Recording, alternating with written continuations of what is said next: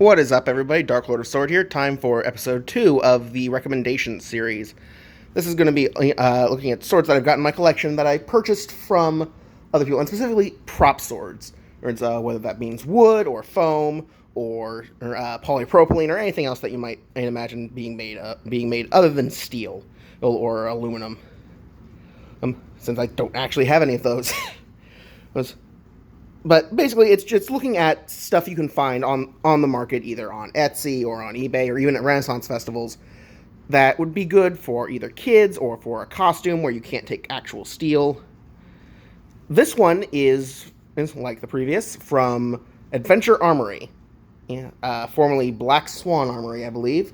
You can find their page on Etsy, or at several different Renaissance festivals around the country. This is their katana, or not quite, because I actually special ordered this through their Etsy page without a tsuba.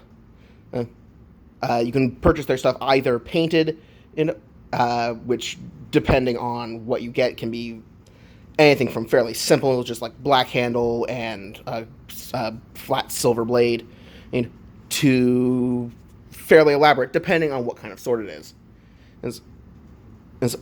Or you can get them unpainted. I got this unpainted and specifically requested they leave off the tsuba because I wanted to do a smaller one myself out of a piece of craft foam. In this case, the craft foam has been sealed with Creature Cast, which is a neoprene-based rubber sealant, and that also makes it considerably more rigid than it would be normally. The habaki is also craft foam, as are the fuchi and kashira. The ito is, I believe, rayon. I'm pretty sure it's rayon. And then what I did underneath was, before I wrapped it, I took a wood burner with a fine line tip and pressed it in to make a scale pattern, and then painted the whole thing green. I also did a little dragon horimono, which I filled in with a liquid gold leaf paint. It has a very interesting shimmer effect. And if you recall from my realistic katana prop video, I did the same effect on the edge, but it's a little bit more subtle because I used a different sword. There we go. Should be able to see that now. There's just a hint of a horimono.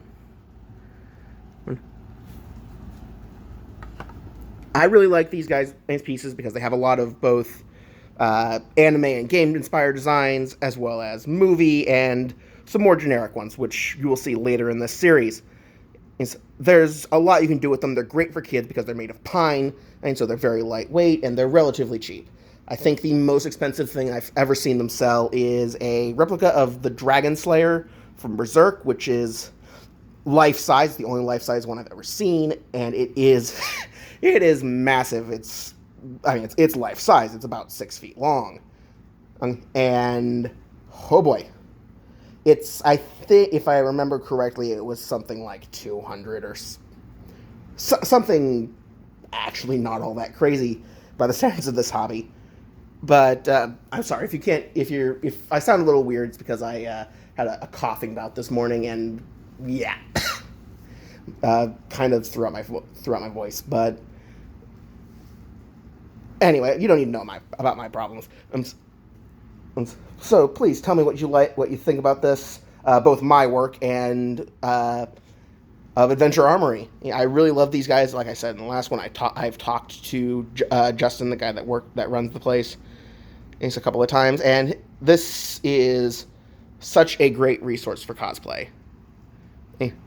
Please let me know what you think in the comments below. Like and subscribe. Dark Lord out.